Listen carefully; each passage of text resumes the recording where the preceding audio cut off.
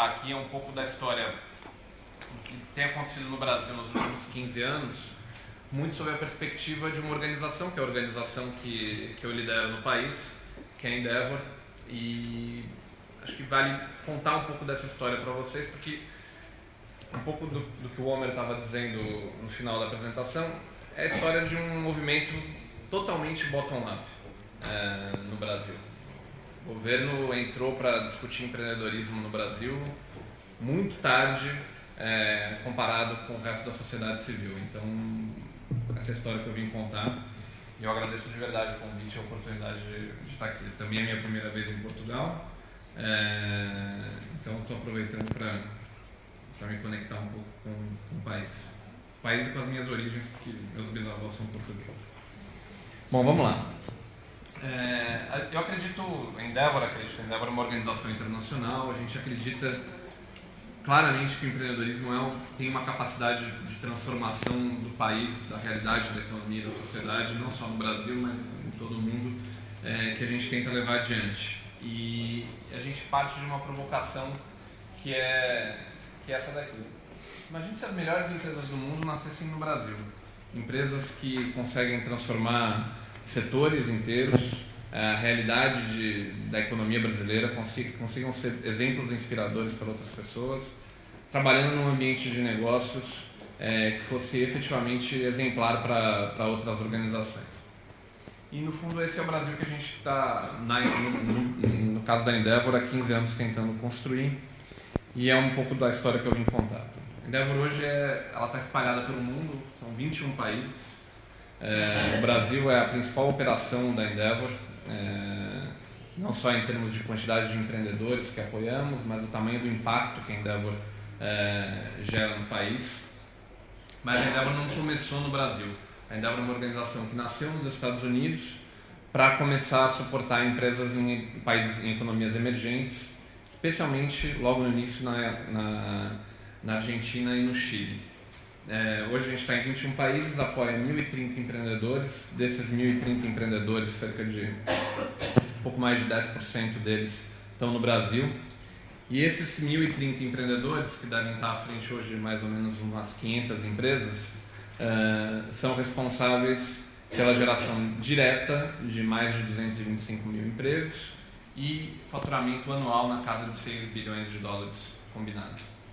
Todos eles têm uma característica em comum: eles crescem aceleradamente. A média de crescimento das empresas que a Endeavor apoia é da ordem de 20% ao ano, com ou sem crise. Então, o Brasil agora está vivendo um momento de paralisia, andando de lado, 1%, 0,5%, nada. As empresas que a Endeavor apoia, mesmo nesse momento, estão crescendo mais ou menos a 20%, 22% ao ano. Então, no fundo, os empreendedores estão aí para fazer a diferença, independente de qual seja o grande momento da economia. E a gente está no Brasil, em 8 estados brasileiros. São Paulo é, obviamente, o grande centro do país, do ponto de vista da economia, mas a gente também entendeu que a gente precisava se espalhar para identificar empreendedores e construir, aos poucos, esses ecossistemas de empreendedorismo. Que, no caso da Endeavor, não são necessariamente ecossistemas de startups. A gente prefere muito mais o termo scale-up. A gente acredita muito, obviamente, no poder das startups para começar um negócio, mas a gente estava falando muito aqui, vocês ouviram o Homer, a coisa da pressa, do crescer, de se desenvolver, e a gente ainda discute muito pouco isso, seja no Brasil, seja em outros países. A gente fala muito de startup e a gente esquece que toda startup ela tem um dos conselheiros da Endeavor, Betsy Cupira, que é um dos acionistas da Anheuser-Busch e outras grandes empresas internacionais. Ele diz que a startup, no fundo, tem que ter a consciência de que no final do mês ela vai morrer se o empreendedor não alcançar seus resultados. E quando a gente fala de scale-up, é tentar incutir a máxima de que o empreendedor ele tem que continuar. O degrau do dia anterior da escada tem que ser necessariamente um degrau abaixo do que você vai subir no dia de hoje. Então, é um desafio. E, como toda história empreendedora, a Endeavor surgiu também para resolver um problema. A Endeavor foi fundada por essa simpática moça aí, a Linda Rothenberg. A Linda fez seu MBA em Harvard e, conversando depois fui fazer um estágio numa organização internacional, a Choca, trabalha com empreendedorismo social, e ela esteve na Argentina e no Chile, e conversando com um taxista em Buenos Aires, ela começou a conversar com o motorista, e o motorista explicou para ela que ele era PhD em engenharia, e ela não conseguia entender por que um PhD em engenharia estava trabalhando como motorista de táxi. E ele explicou para ela: olha, eu tenho 45, 50 anos, eu não tenho mais espaço no mercado, então eu virei motorista de táxi.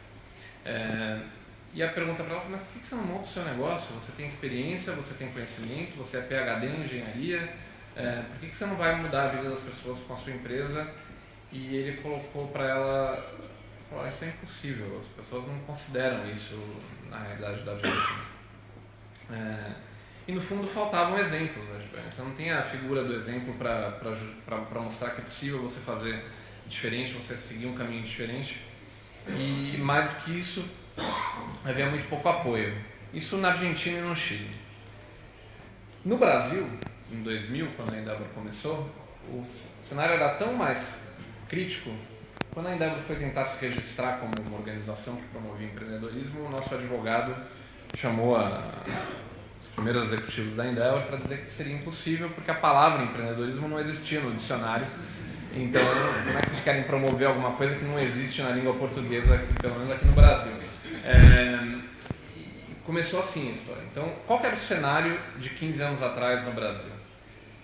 Empreendedorismo definitivamente não era uma opção de carreira. Vocês aqui assistem novelas brasileiras, o vilão da novela normalmente era o empreendedor, que normalmente explodia no final, avião, alguma coisa de muito ruim acontecia com o empreendedor, e era um retrato da sociedade, isso de alguma maneira. Então, a caracterização do empresário como o grande vilão. Os jovens buscavam basicamente os bancos e as empresas de consultoria como opção de carreira. Você não tinha um ecossistema mínimo de startups acontecendo. Em 2000 era a primeira onda de internet no Brasil. O Brasil chegou tarde na onda de internet, pós a onda americana. Quando começou a acontecer alguma coisa, estourou a bolha, e o Brasil perdeu alguns anos aí nessa história. Então, o cenário...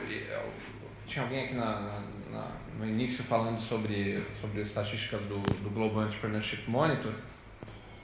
Isso sempre muito mascarado no Brasil, porque o Brasil, quando você olha os indicadores gerais sobre empreendedorismo, você tem uma aparente predisposição das pessoas a ter negócios, você tem uma aparente...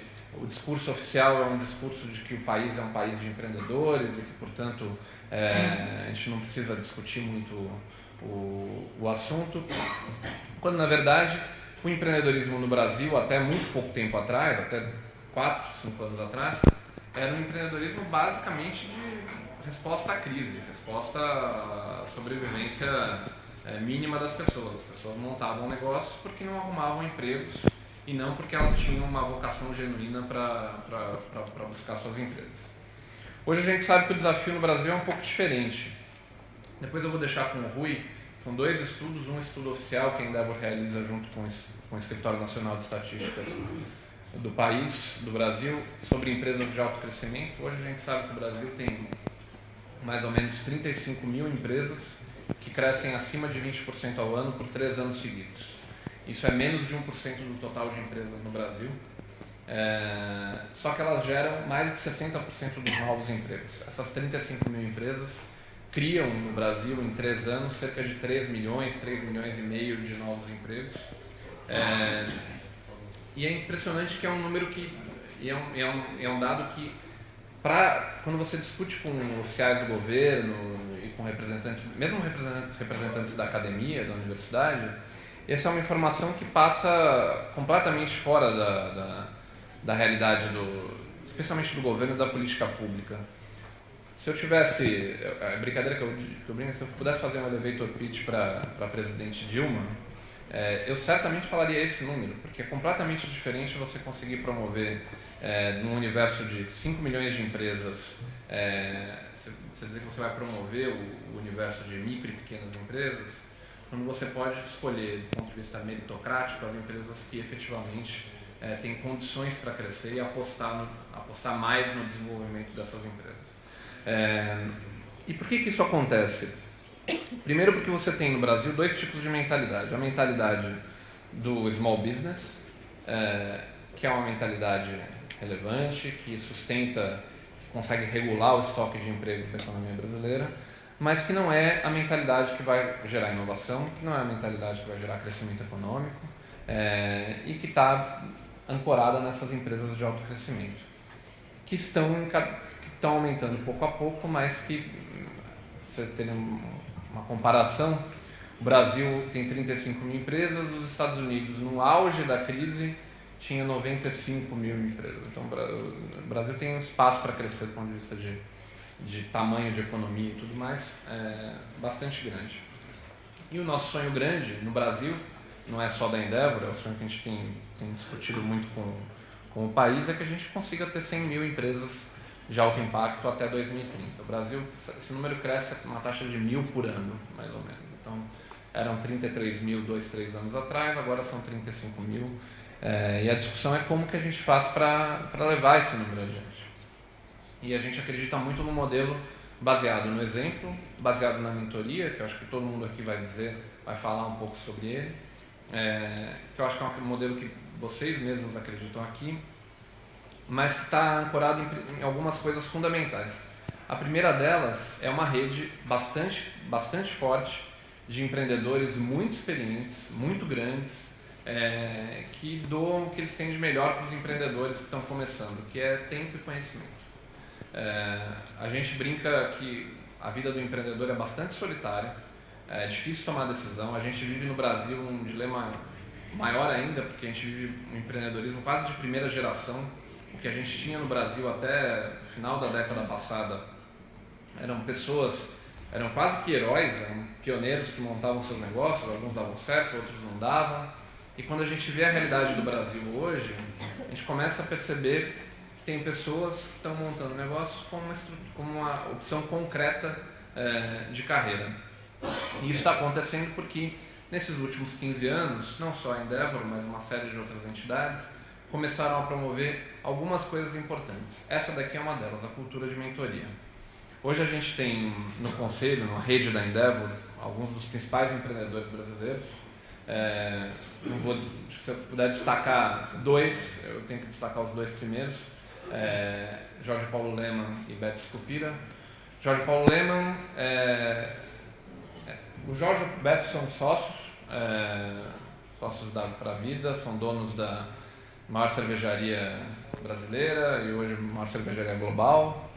Foram comprando uma série de empresas, hoje são donos da Anheuser-Busch InBev, são donos da Heinz, são donos do Burger King,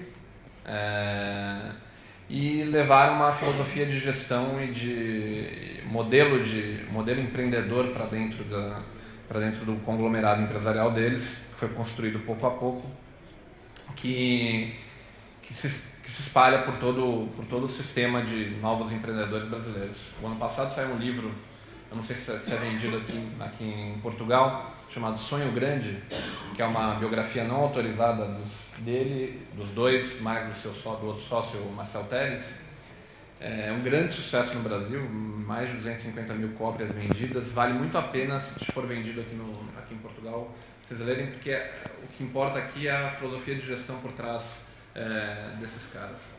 E quando você tem empreendedores experientes como esses aqui, junto com conselheiros que são também executivos, presidentes de empresas que aceitaram o convite da Endeavor para doar o que eles têm de mais valioso, que é tempo qualificado, o que a gente consegue fazer para o empreendedor é um grande atalho. O empreendedor consegue tomar decisões mais rápido, consegue errar menos, desde que cumpridas duas características fundamentais. Primeiro é você ter bons mentores. Então, não adianta você estruturar um programa inteiro de empreendedorismo ancorado em mentoria se você não tem mentores que tenham capacidade histórico empresarial para poder dar os seus conselhos, de um lado. E do outro lado, não adianta nada você montar um programa de mentoria se você não tem um filtro bem qualificado de candidatos ou de empreendedores que possam absorver esses conselhos que são dados. O que a gente mais vê dando errado no Brasil são programas que ou têm mentores muito júnior ou têm empreendedores pouco qualificados que não conseguem absorver as recomendações de mentores. Então, os filtros eles estão dos dois lados. Como é que a Endeavor trabalha e como é que a gente acredita que esse modelo ele seja vencedor? A gente parte de um modelo ancorado no descobrimento de empreendedores, então a gente apoia um grupo pequeno de empresas no Brasil para gerar impacto, aprende com eles, amplia esse conhecimento para o maior número possível de pessoas na sociedade e faz um trabalho importante de estudos e pesquisas para influenciar o debate na sociedade. Especialmente essa última camada, ela só acontece porque eu estou num país chamado Brasil, que tem dificuldades do ponto de vista de burocracia e ambiente de negócios tremendas. Se eu estivesse num país como o Chile, provavelmente eu nem precisaria desse pedaço do meu modelo. Falando um pouquinho de empreendedores, eu também vou fazer que nem o Homer, eu vou destacar um e depois eu conto a história dos outros para quem quiser no intervalo. E eu vou destacar essa daqui porque é bem emblemática, a história do Beleza Natural. Beleza Natural, essas duas moças aqui, a Leila e a Heloísa, também conhecida como Zica, elas tinham tudo para dar errado. Negra, moradora de uma favela no Rio de Janeiro, com baixa escolaridade, baixíssima escolaridade. A Zica, que é essa daqui, trabalhava como empregada doméstica. A Leila trabalhava como caixa do McDonald's. E o sonho da vida da Zica a vida da Zica começou a mudar quando na década de 80 o Black Power deixou de ser moda e ela começou a ter problema para arrumar emprego, ela começou a ter problema de autoestima e ela brinca que o sonho da vida dela era fazer assim com a cabeça e o cabelo dar uma balançadinha, era tudo que ela queria. E ela passou 10 anos da vida dela misturando pó químico no barraco da favela que ela morava, tentando fazer um creme que deixasse o cabelo dela com um pouco de balanço.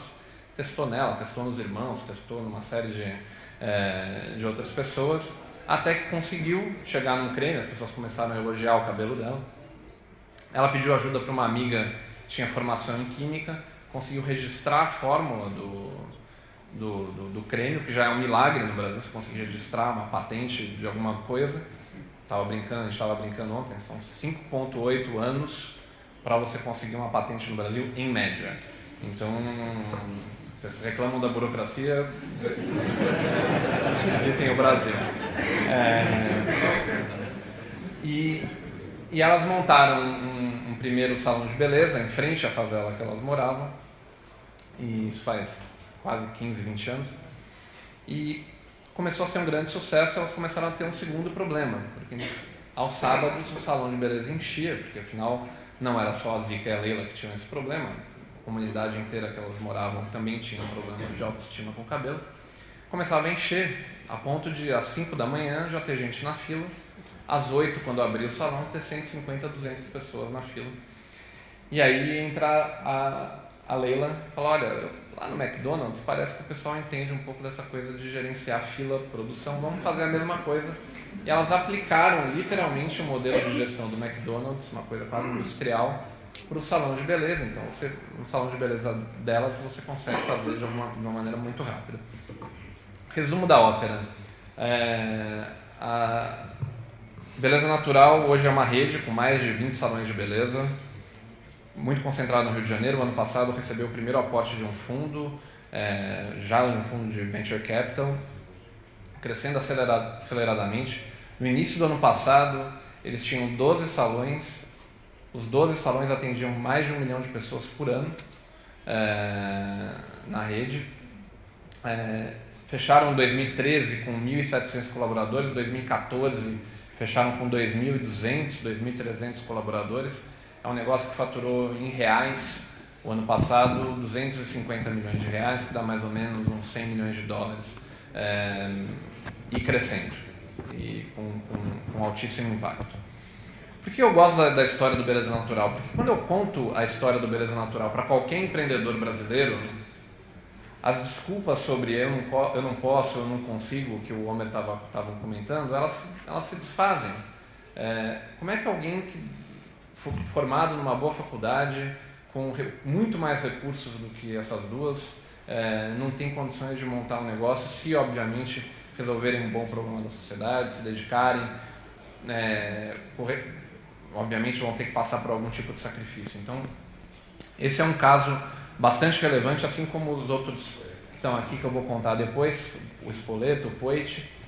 E uma coisa que está acontecendo hoje no Brasil de bastante relevante, né? A gente procura empresas com potencial de crescimento, uma forma inovadora de resolver problemas e com empreendedores que têm algumas características muito específicas. Um sonho grande, então a gente não quer um empreendedor que esteja disposto a vender a empresa daqui a um ano, a gente quer alguém que consiga construir uma história com a gente.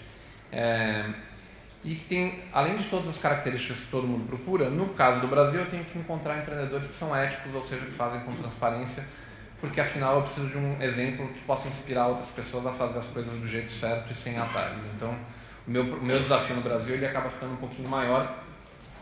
E o que está acontecendo hoje, e o que a gente oferece para esses empreendedores? Eu ofereço encontros com esses grandes empreendedores da minha rede, então mentorias individuais ou coletivas. A gente tem parcerias globais, então a gente manda estudantes de Harvard, do MIT, de Stanford, para fazer estágios de 2, 3 meses nessas empresas, desenvolver projetos específicos de inovação para conseguirem se desenvolver. Muita conexão, muito evento de networking. A gente estava falando, alguém comentou aqui também no início, mais importante do que nós três aqui conversando é o que vai acontecer na hora que tiver um intervalo, que é a capacidade de vocês conversarem conosco, ou entre vocês, para que a gente consiga construir uma rede efetiva de empreendedorismo, seja aqui ou em qualquer outro lugar do mundo. Então hoje, no Brasil, né, são 128 empreendedores à frente de 72 empresas. Essas 72 empresas empregam mais de 20 mil pessoas, com faturamento na casa de 3,8 bilhões de reais, que deve dar mais ou menos uns 2 bilhões de dólares, um pouquinho menos do que isso. 3/4 da receita desses empreendedores foi conquistada após o início do apoio da Endeavor, que a gente se orgulha muito.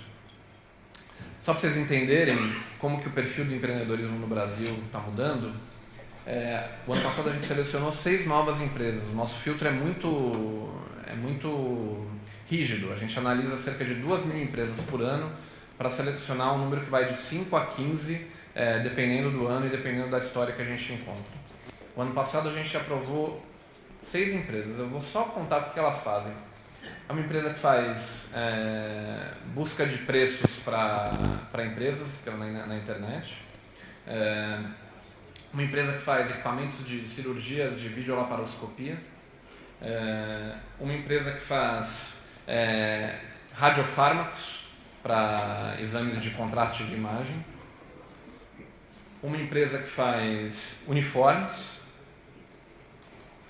Uma empresa que faz brinquedos e uma empresa que produz artefatos a laser. Esse mix de empresas seria impossível no Brasil 15 anos atrás. Pra vocês terem uma ideia, as empresas que a gente selecionava 15 anos atrás, como Beleza Natural e outras, são empresas que eram basicamente inovações de processo, inovações em modelos de negócios e muito pouca inovação efetiva que tem ciência aplicada, que tem conhecimento mais hard aplicado. Hoje você começa a ver no Brasil uma geração de jovens empreendedores, os empreendedores dessas empresas têm não mais do que 30, 35 anos, que acumularam conhecimento no seu início da trajetória profissional, na sua trajetória acadêmica e estão construindo as suas empresas a partir daí.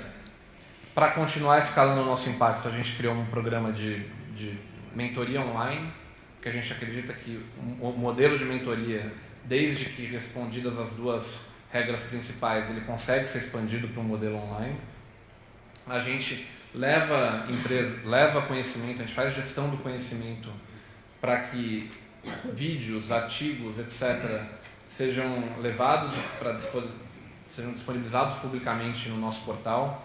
Hoje a gente sabe que 3/4 dos brasileiros gostaria de ter um negócio, mas que só 9% deles efetivamente se prepara para ter uma empresa. O resultado dessa fórmula é que tem um monte de gente que monta negócio e um monte de gente que fracassa com o seu negócio porque não consegue ter o básico da gestão de uma empresa e acaba quebrando.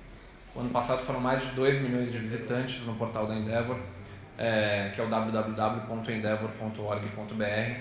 Vale super a pena para qualquer pessoa aqui nos seguir. A gente vai ter bastante orgulho de ter visitantes daqui. E por último, a gente provoca mudanças no ambiente empreendedor por uma razão bem simples. Crescer no Brasil é coisa de super-herói. A gente tem a 7ª maior economia do mundo, mas o 116º ambiente de negócios do mundo. Vocês falam de Portugal, é uma bagunça montar uma empresa no Brasil, conseguir cumprir com os regulamentos.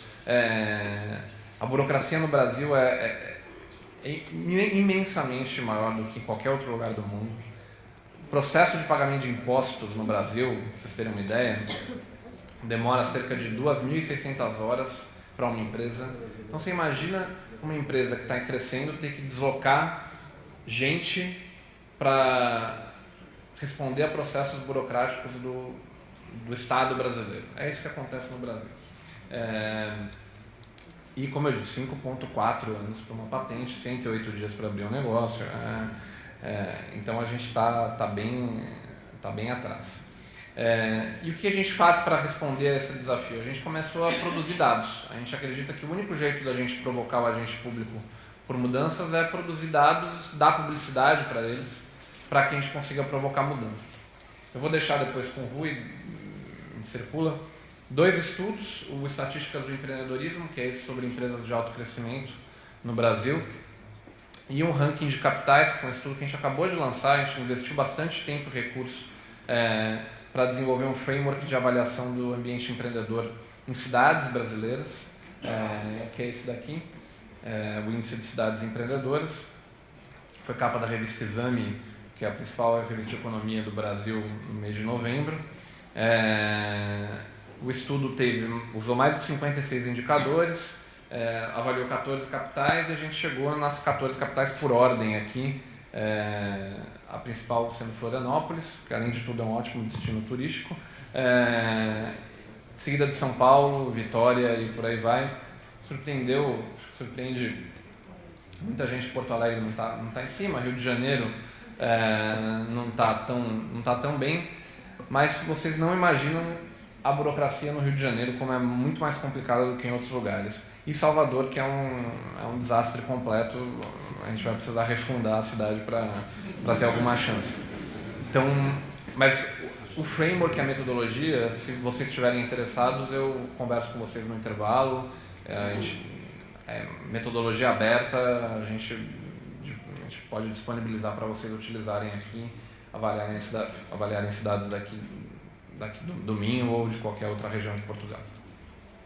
Além disso, a gente faz influência ativa na sociedade. Não dá para você mudar a sociedade se você não fizer um trabalho ativo na mídia. Desde o início da Endeavor, a gente tem feito isso e tem tido uma resposta muito boa. Hoje, todas as principais publicações brasileiras têm seu espaço para falar de empreendedorismo. Só no ano passado foram mais de 500 matérias provocadas pela Endeavor na imprensa. E a gente tem muito orgulho de liderar um movimento que é a Semana Global do Empreendedorismo, que acontece no mês de novembro, são mais de 150 países, e a gente tem muito orgulho de ter construído no Brasil o principal caso da Semana Global no mundo todo. A gente mobiliza mais de 1.000 organizações, não é um trabalho da Endeavor, é um trabalho efetivamente em rede, incubadoras, universidades, associações, e são mais de 2,5 milhões de participantes em atividades durante o mês de novembro para promover o empreendedorismo, fora o impacto que a gente tem na mídia. Por que eu contei essa história toda para vocês, para finalizar a minha apresentação? Eu acho que, no fundo, 15 anos de mudança do ambiente empreendedor brasileiro, elas não acontecem do dia para a noite, não acontecem a partir de um decreto público, não acontecem porque alguém teve boa vontade. Acontece que você consegue construir, alguém falou no início também sobre tecido social, você começa a construir um tecido social para empreendedorismo. Demora para burro. O Brasil vai demorar mais uns 15 anos para ter um tecido social para empreendedorismo avançado. Você olha a história, o Greg vai falar a história, por exemplo, do Vale do Silício. O Vale do Silício não é uma invenção de 15 anos, o Vale do Silício é uma invenção de 40, 50 anos. Então, acho que o desafio que a gente tem, nós no Brasil, vocês aqui em Portugal, é primeiro dar tempo ao tempo. O formador de política pública ele tem que ter a consciência de que investir em empreendedorismo é um investimento de longo prazo. Não adianta você falar do Startup Lisboa, do Startup Braga, do Startup o que for, esperando resultado de curtíssimo prazo do ponto de vista de geração de novas empresas e emprego. Isso vai acontecer, mas ela vai acontecer de maneira exponencial. Então eu acredito que o investimento em empreendedorismo de toda a sociedade, ele se paga em 15, 20 anos no mínimo. E é o que a gente está vendo acontecer hoje no Brasil. Finalizo deixando meu e-mail, se alguém quiser conversar comigo, eu agradeço o tempo e a disponibilidade de vocês. Obrigado.